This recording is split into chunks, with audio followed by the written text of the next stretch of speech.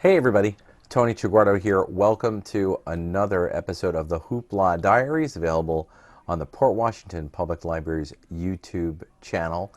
And on this internet program, we talk about things that can be found on the Hoopla digital platform, the subscription service that you can avail yourself of if you have a Port Washington Public Library card, or if you belong to a number of libraries in Nassau County and around the country.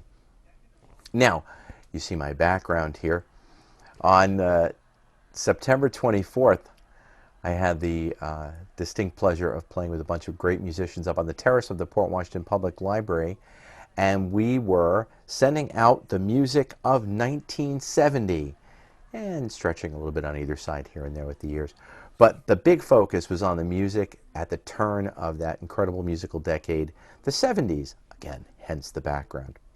So, I decided to jump onto Hoopla and look to see what was available. And the great thing about 1970 musically was that there were so many tremendous debut albums that would essentially set up the musical decade. There were so many great debuts that happened in 1970 itself. Many of these albums are available on Hoopla Digital. I'll give you some examples. Deep Purple had been around since 1967 and had been recording with Rod Evans as their lead vocalist. Well, comes 1970, there were some changes made to the band, and Ian Gillan took over as the lead singer, and the band debuted with their Mach 2, essentially incarnation, with the album In Rock. Tremendous record that sounded like nothing else before it. People can say that heavy metal kind of began with maybe Led Zeppelin's first album, but that's not necessarily true. Led Zeppelin's first album was very blues based. Now, I'm not saying that Deep Purple's In Rock started it all, but if you want to hear the roots of what would become that idea of 70s hard rock, 70s metal, check out Deep Purple's In Rock, a 1970 debut. Black Sabbath, the very first Black Sabbath album, self-titled, also came out in 1970. Many people who aren't familiar with the band may dismiss them because of the 1980s and 90s antics of Ozzy Osbourne. No disrespect against Ozzy or fans of Ozzy's music. I like his solo stuff. But a lot of people sort of turn a blind eye to Black Sabbath or think all they were about is the song Iron Man. Again, great song anyway. But if you really want to check out what Black Sabbath was all about, check out an album that they recorded in one day in the studio. They basically went into the studio and reproduced their live sound to give us Black Sabbath 1970. The great Leon Russell, a guy who had been on the scene for a long time as a studio player, played with everyone from Gary Lewis and the Playboys to Shindig on TV's Shindig. He was one of the Shindiggers and would play piano and to the Shindig dancers or play behind other musicians. Leon Russell debuted in 1970 with his very first solo album. Tremendous record. Three musicians who had been out and about doing great things as solo artists, not as solo artists, but as members of other bands. Keith Emerson with The Nice, Greg Lake with King Crimson, and Carl Palmer with Atomic Rooster. These guys were, ripe to put together a super group. And of course, they gave us Crosby, Stills, and Nash. I'm kidding. Of course, they gave us Emerson, Lake, and Palmer. Keith Emerson, Greg Lake, Carl Palmer, debuting with that incredible first record, the one with the white bird on the cover, and that featured the single Lucky Man. 1970, setting us up for an amazing decade of music. This album was not really a debut. It was actually an American debut.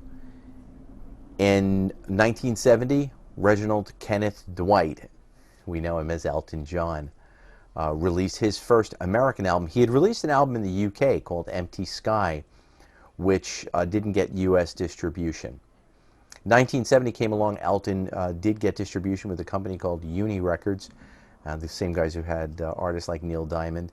He played a show at the Troubadour Club in LA where he was basically called like the future of rock and roll. And after that, he was set to go. When his single Your Song came out, around the time of that performance, it had only been on a couple of weeks, I think, when he, between when he played the Troubadour and when he came over and played the East Coast here in America. Your Song went high up in the charts, and it set us all up for Elton's first U.S. album, self-titled Elton John. It contains such classics as Take Me to the Pilot, Border Song, and Your Song itself. And to this day, it remains a classic, classic album 50 years later. Syd Barrett, the, well, I guess the poor character who had lost his place in his own band, Pink Floyd, was trying to get himself back together and released an album in 1970 that has a huge cult following. It's called Madcap Laughs, and it was Syd Barrett's debut as a solo artist. The music is disjointed, but it is a fascinating, fascinating piece of music.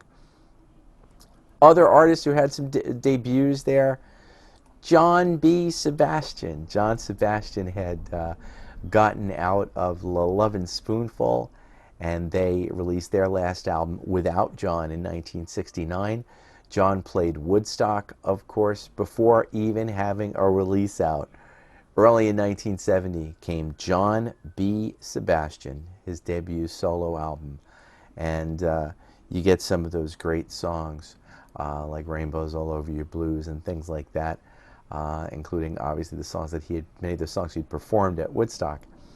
And a beautiful acoustic singer-songwriter record. And speaking of singer-songwriters, we know him best from 1971's American Pie, that image with that red, white, and blue thumb. But Don McLean debuted here as a solo artist with Tapestry, his 1970 album. And along with the idea of debuts, these are you know, people who had been, you know, making music. Eric Clapton. Eric actually released his solo album debut. One could consider Layla, Derek and the Dominoes, an Eric Clapton album, but it wasn't. It was a group, really a group effort. Eric, of course, had been by that point in John Mayall's Blues Breakers and Blind Faith and Cream, of course, and the Yardbirds and Derek and the Dominoes. Well, now 1970 was time for Eric's debut, and that is, again, one of the finest debut albums, setting us up for the 70s in 1970. Finally, I bring up Fleetwood Mac, a band that went through so many changes. 1970 saw another change for them.